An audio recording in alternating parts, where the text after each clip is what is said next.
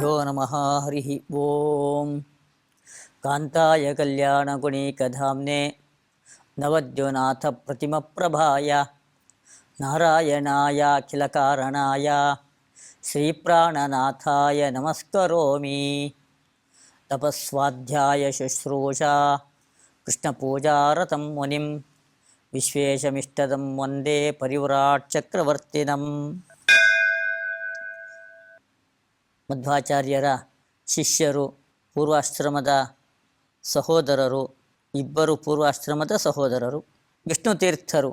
ಅವರ ಮಹಿಮೆಯನ್ನು ಪಂಡಿತಾಚಾರ್ಯರು ನಿರೂಪಣೆ ಮಾಡ್ತಾ, ಆಚಾರ್ಯರ ಪ್ರಭಾವ ಎಷ್ಟಿತ್ತು ವಿಷ್ಣು ತೀರ್ಥರ ಮೇಲೆ, ಆಚಾರ್ಯರು ಒಂದು ಸಮಯ ತುಂಬ ಸಾರ್ಥಕಪಡಿಸ್ಕೊಳ್ಬೇಕು ಎಂಬುದಾಗಿ, ಅದನ್ನು ವ್ಯರ್ಥ ಮಾಡಬಾರ್ದು. ಇದು ಆಚಾರ್ಯರ ಕೊಟ್ಟ ಸಂದೇಶ. ಆಚಾರ್ಯರು ಬರೀ ಉಪದೇಶವನ್ನು ಮಾತ್ರ ಕೊಟ್ಟಿದ್ದಲ್ಲ, ತಾವು ಹಾಗೆ ಇದ್ದವರು. ಅದೇ ರೀತಿ ವಿಷ್ಣು ತೀರ್ಥರು ಕೂಡ ತಮ್ಮ ಗುರುಗಳ ದಾರಿಯಲ್ಲಿ ಸಾಕ್ತಾ ತಾವೂ ಕೂಡ ಸಮಯವನ್ನು ಸಾರ್ಥಕವನ್ನಾಗಿ ಮಾಡಿಕೊಂಡ್ರು ಎಂಬುದಾಗಿ. ಕೃಷ್ಣಾಮೃತ ಮಹಾರ್ಣವದಲ್ಲಿ ಸಾಹಾನಿ ತನ್ಮಹಚ್ಛಿದ್ರಂ ಸಾಚಾಂಧ ಜಡಮೂಕತಾ ಯನ್ಮುಹೂರ್ತಂ ಕ್ಷಣಂ ವಾಪಿ ವಾಸುದೇವೋ ನ ಚಿಂತ್ಯತೆ. ವಾಸುದೇವ ನ ಚಿಂತ್ಯತೆ ಯನ್ಮುಹೂರ್ತಂ ಕ್ಷಣಂ ವಾಪಿ ಸಾ ಹಾನಿ ತತ್ ಮಹಚ್ಛಿದ್ರಂ. ಕೃಷ್ಣಾಮೃತ ಮಹಾರ್ಣವದಲ್ಲಿ ಆಚಾರ್ಯರು ಹೇಳಿದ್ದು, ಭಗವಂತನ ಸ್ಮರಣೆಯನ್ನು ಸದಾಕಾಲ ಮಾಡ್ತಾ ಇರಬೇಕಂತೆ. ರಸ್ತೆಯಲ್ಲಿ ಹೋಗಬೇಕಾದರೆ ಆಗಲಿ, ಬರಬೇಕಾದರೆ ಆಗಲಿ, ಕ್ಷಣ ಕಾಲವೂ ಕೂಡ ವ್ಯರ್ಥವಾಗಿ ಬಿಡಬಾರ್ದು. ಅದು ಬಿಟ್ಟರೆ ಅದರಿಂದ ಆಗ್ತಕ್ಕಂಥ ಹಾನಿ ಅಷ್ಟಿಷ್ಟಲ್ಲ, ಸಾ ಹಾನಿ ಬಹಳ ಹಾನಿಯಾಗತ್ತೆ ಅಂತ ಹೇಳ್ತಾರೆ. ಅದಕ್ಕಿಂತ ದಡ್ಡತನ ಮತ್ತೊಂದಿಲ್ಲಂತೆ. ಸಾಚಾಂಧ ಜಡಮೂಕತ, ಇಂದ್ರಿಯಗಳ ದೌರ್ಬಲ್ಯ ಇದೆಯಲ್ಲ, ಕಣ್ಣು ಕಾಣಿಸ್ತೇ ಇರೋದು, ಅಜ್ಞಾನ, ಮಾತಾಡ್ಲಿಕ್ಕೆ ಬರದೇ ಇರೋದು, ಹೀಗೆಲ್ಲ ಇಂದ್ರಿಯಗಳ ದೌರ್ಬಲ್ಯಗಳು ಏನೇನಿದೆ ಅದೆಲ್ಲ ದೋಷಗಳು ಕೂಡ ಅಲ್ಲಿ ಅಡಗಿದೆ ಅಂತ ಹೇಳ್ತಾರೆ. ಹೀಗೆ ವ್ಯರ್ಥವಾಗಿ ಸಮಯವನ್ನು ಕಳಿಬಾರದು ಅಂತ ಆಚಾರ್ಯರ ಸಂದೇಶ. ಆ ಸಂದೇಶವನ್ನು ಚಾಚು ತಪ್ಪದೇ ಜೀವನದಲ್ಲಿ ರೂಢಿಸ್ಕೊಂಡವರು ಅಂತೇಳಿದರೆ ವಿಷ್ಣು ತೀರ್ಥರು ಎಂಬುದಾಗಿ. ಶ್ರವಣಾದಿ ವಿನಾನೈವ ಕ್ಷಣಂ ತಿಷ್ಟೇದಪಿ ಕ್ವಚಿತ್ ಅನುವ್ಯಾಖ್ಯಾನದಲ್ಲಿ ಹೇಳಿದ್ದು. ಯಾವಾಗಲೂ ಶ್ರವಣ ಮನನ ಅದನ್ನು ಮಾಡ್ತಲೇ ಇರಬೇಕು ಎಂಬುದಾಗಿ. ವಿಷ್ಣು ತೀರ್ಥರು ಹಾಗೇ ಕಾಲವನ್ನು ಕಳೆದರಂತೆ. ಶ್ರವಣ ಮನನಗಳಿಲ್ಲದೇ ವ್ಯರ್ಥವಾಗಿ ಕಾಲಹರಣವನ್ನು ಅವರು ಮಾಡಿದ್ದು ಅಂತ ಇಲ್ಲ. ಹೀಗೆ ವಿಷ್ಣು ತೀರ್ಥರ ಜೀವನ ಶೈಲಿ ಪ್ರತಿಯೊಬ್ಬರಿಗೂ ಕೂಡ ಆದರ್ಶವಾಗಿರಬೇಕಾದದ್ದು. ಸದಾಂತಿ ಭಕ್ತಿ ಮಾಧುರ್ಯ ಪರಿಚರ್ಯಾದಿ ಮೇದುರೈ ಮಹಾವಿಟಪಿನಂ ಚಕ್ರೇ ಗುರೋ ಸ್ವಸ್ಥಂ ಕೃಪಾಂಕುರಂ. ಆಚಾರ್ಯರಿಗೆ ವಿಷ್ಣು ತೀರ್ಥರ ಮೇಲೆ ಬಹಳ ಕರುಣೆ ಇತ್ತು. ಆ ಕರುಣೆ ಅಂತನ್ನೋದು ಅದು ಇನ್ನೂ ಚಿಕ್ಕ ಗಿಡವಾಗಿತ್ತು, ಅದನ್ನು ದೊಡ್ಡ ಮರವನ್ನಾಗಿ ಮಾಡಿಕೊಳ್ಬೇಕು ಎಂಬುದಾಗಿ. ಏನು ಆ ಕರುಣೆಯನ್ನು ದೊಡ್ಡ ಮರವನ್ನಾಗಿ ಪರಿವರ್ತನೆ ಮಾಡಿಕೊಳ್ಳೋದು ಅಂತೇಳಿದರೆ, ಸಂಪೂರ್ಣ ಅನುಗ್ರಹಕ್ಕೆ ನಾನು ಪಾತ್ರನಾಗಬೇಕು. ಇದು ವಿಷ್ಣು ತೀರ್ಥರ ಅಪೇಕ್ಷೆ. ಯಾಕೆ ಆಚಾರ್ಯರ ಅನುಗ್ರಹ ಇಲ್ಲದೆ ಪರಮಾತ್ಮ ಸ್ವೀಕಾರ ಮಾಡೋದಿಲ್ಲ. ಕೃಷ್ಣ ಪರಮಾತ್ಮ ಭಕ್ತರನ್ನು ಸ್ವೀಕಾರ ಮಾಡಬೇಕಾದರೆ ಆಚಾರ್ಯರ ಅನುಗ್ರಹ ಬೇಕು. ಅವತ್ತು ಸುಗ್ರೀವನನ್ನು ಸ್ವೀಕಾರ ಮಾಡಲಿಲ್ವಾ ರಾಮಚಂದ್ರ? ಹನುಮಂತ ದೇವರು ಹೇಳಿದರು ಎಂಬುದಾಗಿ. ವಿಭೀಷಣನನ್ನು ಸ್ವೀಕಾರ ಮಾಡಲಿಲ್ವಾ? ಹೀಗೆ ಅಲ್ಲೆಲ್ಲ ಹನುಮಂತ ದೇವರ ಅನುಗ್ರಹ ಕಾರಣ. ಹನುಮಂತ ದೇವರ ಅವತಾರರಾಗಿರ್ತಕ್ಕಂಥವರು ಮಧ್ವಾಚಾರ್ಯರು.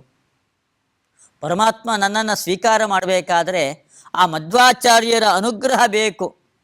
ಅವರ ಅನುಗ್ರಹ ಇಲ್ಲದೇನೆ ನನ್ನನ್ನು ಪರಮಾತ್ಮ ಸ್ವೀಕಾರ ಮಾಡೋದಿಲ್ಲ. ಆದ್ದರಿಂದ ಪರಿಪೂರ್ಣ ಅನುಗ್ರಹಕ್ಕೆ ನಾನು ಪಾತ್ರನಾಗಬೇಕು ಅನ್ನೋ ಒಂದು ಉದಾತ್ತವಾದ ಉದ್ದೇಶ, ಗುರಿಯನ್ನು ಇಟ್ಕೊಂಡಿದ್ದರು. ಒಂದು ಬೀಜ ಬಿತ್ತಿದಾಗ ಅದು ಮೊಳಕೆ ಒಡೆದು ಅದು ಸಸ್ಯವಾಗಿ, ದೊಡ್ಡ ಗಿಡವಾಗಿ, ಮರವಾಗಿ ಅದು ಬೆಳಿಬೇಕು. ಅಷ್ಟು ದೊಡ್ಡ ಮರವಾಗಿ ಬೆಳಿಬೇಕಾದರೆ ಅದಕ್ಕನುಗುಣವಾಗಿ ಅದಕ್ಕೆ ಗೊಬ್ಬರ, ನೀರು, ಒಳ್ಳೆ ಆ ಮರಕ್ಕೆ ಆ ಜಾತಿಗೆ ಬೇಕಾಗಿರ್ತಕ್ಕಂತಹ ಮಣ್ಣು ಯಾವುದು? ಕಪ್ಪು ಮಣ್ಣು, ಕೆಂಪು ಮಣ್ಣು, ಮಣ್ಣಿನ ವೈವಿಧ್ಯಗಳಿರುತ್ತೆ. ನೀರು ಎಷ್ಟು ಹಾಕಬೇಕು, ಯಾವಾಗ ಹಾಕಬೇಕು, ಅದೆಲ್ಲ ಸಸ್ಯಶಾಸ್ತ್ರದಲ್ಲಿರ್ತಕ್ಕಂಥದ್ದು. ಅದಕ್ಕನುಗುಣವಾಗಿ ನಾವು ಹಾಕಿದಾಗ ಒಂದು ಗಿಡ ದೊಡ್ಡ ಮರವಾಗಿ ಹೆಮ್ಮರವಾಗಿ ತಾನು ಬೆಳೆಯುತ್ತೆ. ತಾನು ವಿಷ್ಣು ತೀರ್ಥರು ಕೂಡ ಇವಾಗ ಆಚಾರ್ಯರ ಕೃಪೆ, ಆ ಕೃಪೆ ಎಂಬತಕ್ಕಂತಹ ಬೀಜ ಬಿತ್ತಿದ್ದಾರೆ. ಇವಾಗ ಅದಕ್ಕೂ ಕೂಡ ಅದು ಮೊಳಕೆ ಒಡೆದು ಅದು ಗಿಡವಾಗಿ ಮರವಾಗಿ ಬೆಳಿಬೇಕಲ್ಲ. ಮಹಾವಿಟಪಿನಂ ಚಕ್ರೆ ಅಂತ ಹೇಳ್ತಾರೆ. ಅದು ಹೇಗೆ ಅಂತಂದರೆ, ಅಲ್ಲಾದರೆ ಗೊಬ್ಬರ, ನೀರು, ಮಣ್ಣು ಎಂಬುದಾಗಿ ಹೇಳಿದೆ. ಹಾಗೆ ಇಲ್ಲೂ ಕೂಡ ದಾಂತಿ ಭಕ್ತಿ ಮಾಧುರ್ಯ ಪರಿಚರ್ಯಾದಿಮೇ ದೊರೈಹಿ. ದಾಂತಿ ಇಂದ್ರಿಯ ನಿಗ್ರಹ, ಎಲ್ಲ ಇಂದ್ರಿಯಗಳನ್ನು ಕೂಡ ತನ್ನ ಹತೋಟಿಯಲ್ಲಿ ಇಟ್ಕೊಂಡಿರೋದು, ಯಾವುದೇ ಕೆಟ್ಟ ವಸ್ತುಗಳನ್ನು ಕಣ್ಣಿಂದ ನೋಡದೇ ಇರೋದು, ಮೂಗಿನಿಂದ ದುರ್ಗಂಧಗಳನ್ನು ಆಘ್ರಾಣ ಮಾಡೋದು, ಇದೆಲ್ಲ ಮಾಡಬಾರ್ದು. ಇದೆಲ್ಲವೂ ಕೂಡ ಇಂದ್ರಿಯಗಳನ್ನು ಹತೋಟಿ ಇಟ್ಕೊಂಡಿರ್ತಕ್ಕಂಥವನಿಗೆ ಮಾತ್ರ ಇಂಥ ವೈರಾಗ್ಯ ಬರಲಿಕ್ಕೆ ಸಾಧ್ಯ. ಯಾರಿಗೆ ಇಂದ್ರಿಯಗಳ ಮೇಲೆ ಹತೋಟಿ ಇಲ್ಲ ಅವನಿಗೆ ಇಂಥ ವೈರಾಗ್ಯ ಸಾಧ್ಯ ಇಲ್ಲ. ವಿಷ್ಣು ತೀರ್ಥರು ಅದಕ್ಕೋಸ್ಕರವಾಗಿಯೇ ಪ್ರಯತ್ನವನ್ನು ಪಡ್ತಾ ಇದ್ದಾರೆ. ಗುರುಗಳಲ್ಲಿ ಒಳ್ಳೆ ಭಕ್ತಿ, ಗುರುಗಳಲ್ಲಿ ಒಳ್ಳೆ ಶ್ರೇಷ್ಠವಾದ ಉತ್ತಮವಾದ ಭಕ್ತಿಯನ್ನು ಅವರು ಮಾಡ್ತಾ ಇದ್ದಾರೆ. ಆಮೇಲೆ ಮಾಧುರ್ಯ ಅಂತನೋ ಗುಣವನ್ನು ಹೇಳ್ತಾರೆ. ಏನದು ಮಾಧುರ್ಯ? ತುಂಬ ಶ್ರೇಷ್ಠವಾಗಿರ್ತಕ್ಕಂತಹ ಗುಣ ಇದು ಮಾಧುರ್ಯ ಅಂತನ್ನೋದು. ನಮ್ಮಲ್ಲಿ ಯಾರ್ಯಾರೋ ಜನಗಳು ಬರ್ತಾ ಇರ್ತಾರೆ. ಬಂದ ಜನಗಳ ಮನಸ್ಸಿಗೆ ಬೇಸರ ಉಂಟು ಮಾಡಬಾರ್ದು. ಅವರಿಗೆ ಏನಾದರೂ ಒಂದು ಹಿತವನ್ನು ಬಯಸಬೇಕು. ಅವರು ಸಂತೋಷದಿಂದ ತೆರಳಬೇಕು ಹೋಗಬೇಕಾದ್ರೆ. ಆ ರೀತಿಯಾಗಿ ತಾನು ನಡೆದುಕೊಳ್ಳೋದು, ಹಿತವನ್ನು ಬಯಸೋದು, ಪ್ರತಿಯೊಬ್ಬನಿಗೂ ಕೂಡ ಹಿತವನ್ನು ಬಯಸ್ತಕ್ಕಂತಹ ಗುಣ ಇದೆಯಲ್ಲ, ಅದನ್ನೇ ಮಾಧುರ್ಯ ಅಂತ ಕರೀತಾರೆ. ಇಂತಹ ಗುಣಗಳು ಇಂದ್ರಿಯ ನಿಗ್ರಹ, ಭಕ್ತಿ, ಮತ್ತೊಬ್ಬ ವ್ಯಕ್ತಿಗೆ ಬೇಸರವನ್ನು ಉಂಟು ಮಾಡದೇನೆ ಹಿತವನ್ನು ಬಯಸೋದು, ಸೇವೆ, ಪರಿಚರ್ಯ ಅಂತ ಹೇಳ್ತಾರೆ. ಗುರುಗಳು ಹಿರಿಯರ ಸೇವೆಯನ್ನು ಮಾಡಬೇಕು ಪ್ರತಿಯೊಬ್ಬನೂ ಕೂಡ. ಅದರಿಂದ ಭಾರಿ ಫಲ ಇದೆ. ಮನುಸ್ಮೃತಿಗಳಲ್ಲಿ ಅದನ್ನು ಹೇಳ್ತಾರೆ. ಆಯುಷ್ಯ ವೃದ್ಧಿಯಾಗತ್ತೆ, ಮನಸ್ಸಿನ ನೈರ್ಮಲ್ಯಕ್ಕೆ ಕಾರಣ ಸೇವೆ ಅಂತನ್ನೋದು. ಆ ಸೇವೆಯನ್ನು ವಿಷ್ಣು ತೀರ್ಥರು ಮಾಡ್ತಾ ಇದ್ದಾರೆ. ಪರಿಚರ್ಯಾದಿ ಮೇ ದೊರೈಹಿ. ಇದಿಷ್ಟೇ ಗುಣಗಳಲ್ಲ, ಇಂದ್ರಿಯ ನಿಗ್ರಹ, ಭಕ್ತಿ, ಹಿತವಾದ ನಡವಳಿಕೆ, ಸೇವೆ, ಇಷ್ಟೇ ಅಲ್ಲ, ಇದೇ ಮೊದಲಾಗಿರ್ತಕ್ಕಂತಹ ಬೇಕಾದಷ್ಟು ಒಳ್ಳೆಯ ಗುಣಗಳು, ಸಾಧನಗಳು. ಆ ಎಲ್ಲ ಸಾಧನಗಳಿಂದ ಮಹಾವಿಟಪಿನಂ ಚಕ್ರೇ ಕೃಪಾಂಕುರಂ, ಆಚಾರ್ಯರು ತೋರಿಸಿರ್ತಕ್ಕಂತಹ ಕಾರುಣ್ಯ, ಅದೇ ಒಂದು ಅಂಕುರ, ಮೊಳಕೆ, ಅದನ್ನು ದೊಡ್ಡ ಮರವನ್ನಾಗಿ ಮಾಡಿದರು ವಿಷ್ಣು ತೀರ್ಥರು. ಅಂದರೆ ಆಚಾರ್ಯರ ಸಂಪೂರ್ಣ ಅನುಗ್ರಹಕ್ಕೆ ತಾನು ಪಾತ್ರನಾಗಬೇಕು ಎಂಬುದಾಗಿ. ಯಾವ ರೀತಿ ನಡೆದುಕೊಂಡ್ರೆ ತಾನು ಸಂಪೂರ್ಣ ಅನುಗ್ರಹಕ್ಕೆ ಪಾತ್ರನಾಗಬಹುದು, ಅದೇ ರೀತಿಯಾಗಿ ವಿಷ್ಣು ತೀರ್ಥರು ತಾವು ನಡೆದುಕೊಳ್ತಾ ಇದ್ದಾರೆ. ಅನಂತಮತಿ ಕಾರುಣ್ಯ ಕಲ್ಪದ್ರುಮವತೋ ಜನೈಹಿ ಅವರ್ಣ್ಯೋ ಮಹಿಮಾ ತಸ್ಯ ಲೌಲ್ಯಾತ್ ಸಂವರ್ಣ್ಯತೆ ಮನಾಕ್. ಆಚಾರ್ಯರ ಕಾರುಣ್ಯ ಅದೇ ಒಂದು ಅಂಕುರ, ಅದನ್ನು ದೊಡ್ಡ ಮರವನ್ನಾಗಿ ವಿಷ್ಣು ತೀರ್ಥರು ಮಾಡಿಕೊಂಡ್ರು ಎಂಬುದಾಗಿ. ಆ ಕಾರುಣ್ಯ ಎಂಥದ್ದು ಅಂತ ಹೇಳಿದರೆ ಕಲ್ಪದ್ರುಮ ಅಂತೆ. ದೇವಲೋಕದಲ್ಲಿ ಕಲ್ಪವೃಕ್ಷ ಅಂತ ಇದೆ. ನಮ್ಮ ಕಲ್ಪನೆಗಳನ್ನೆಲ್ಲವನ್ನೂ ಕೂಡ ಈಡೇರಿಸ್ತಕ್ಕಂತಹ ವೃಕ್ಷ ಆ ಕಲ್ಪವೃಕ್ಷ. ಅದು ಆ ಕಲ್ಪವೃಕ್ಷ ಯಾವುದದು? ಕೃಪೆ, ಕಾರುಣ್ಯ, ಆಚಾರ್ಯರ ಕಾರುಣ್ಯ. ಅದೇ ಒಂದು ಕಲ್ಪವೃಕ್ಷ ಅದಿವತ್ತು ವಿಷ್ಣು ತೀರ್ಥರ ಅಧೀನ ಆಗಿದೆಯಂತೆ. ವಿಷ್ಣು ತೀರ್ಥರು ಅಂತಹ ಕಲ್ಪವೃಕ್ಷವನ್ನು ಪಡೆದುಕೊಂಡಿದ್ದಾರೆ. ಆಚಾರ್ಯರ ದಯೆಗೆ, ಕಾರುಣ್ಯಕ್ಕೆ ಪಾತ್ರರಾಗಿದ್ದಾರೆ. ಆಚಾರ್ಯರ ದಯೆಗೆ, ಕಾರುಣ್ಯಕ್ಕೆ ಪಾತ್ರನಾಗೋದು ಅಂತೇಳಿದರೆ ಸಾಧನೆಯ ಪರಾಕಾಷ್ಠತೆಯನ್ನು ತಲುಪಿದವರಿಗೆ ಮಾತ್ರ ಅದು ಸಾಧ್ಯ. ಅದು ವಿಷ್ಣು ತೀರ್ಥರು ಅಂತಹ ಸಾಧನೆಯನ್ನು ತಾವು ಮಾಡಿದವರು. ಆ ಸಾಧನೆ ಏನದು ಅಂತ ಎಲ್ಲರಿಗೂ ಕೂಡ ಕುತೂಹಲ ಹುಟ್ಟಬಹುದು. ನನಗೂ ವರ್ಣನೆ ಮಾಡಬೇಕು ಅಂತನ್ನೋ ಚಾಪಲ್ಯ ಇದೆ ಅಂತ ಹೇಳ್ತಾರೆ ಪಂಡಿತಾಚಾರ್ಯರು. ನನಗೆ ಸಾಧ್ಯ ಇಲ್ಲ, ಅದನ್ನು ವರ್ಣನೆ ಮಾಡ್ತಕ್ಕಂಥ ಶಕ್ತಿ ನನಗಿಲ್ಲ. ಆದರೆ ವರ್ಣನೆ ಮಾಡಬೇಕು ಅಂತ ಚಾಪಲ್ಯ ಅಂತೂ ನನಗಿದೆ. ಆದ್ದರಿಂದ ಸ್ವಲ್ಪ ವರ್ಣನೆ ಮಾಡ್ತೀನಿ ಅಂತ ಹೇಳ್ತಾರೆ. ಸಂಪೂರ್ಣವಾಗಿ ವರ್ಣನೆ ಮಾಡೋ ಶಕ್ತಿ ಇಲ್ಲ, ಅಲ್ಪ ಸ್ವಲ್ಪನಾದರೂ ಕೂಡ ವರ್ಣನೆ ಮಾಡ್ತೀನಿ. ಯಾಕೆಂದರೆ ಯಾರು 4 ಜನ ಕೇಳಿದವರು ಸಂತೋಷಪಟ್ಟು ಹೌದಪ್ಪ ನಾನು ಅದೇ ದಾರಿಯಲ್ಲಿ ಹೋಗಬೇಕು, ವಿಷ್ಣು ತೀರ್ಥರು ಎಂತಹ ದಾರಿಯಲ್ಲಿ ಹೋದರೋ ಅದೇ ದಾರಿಯಲ್ಲಿ ತಾನು ಹೋಗಬೇಕು ಅಂತ ಅಪೇಕ್ಷೆ ಪಟ್ಟರೆ ಅವ್ರಿಗೊಂದು ಮಾರ್ಗದರ್ಶನ ಆಗತ್ತೆ, ಅವ್ರಿಗೊಂದು ದಾರಿದೀಪ ಆಗತ್ತೆ.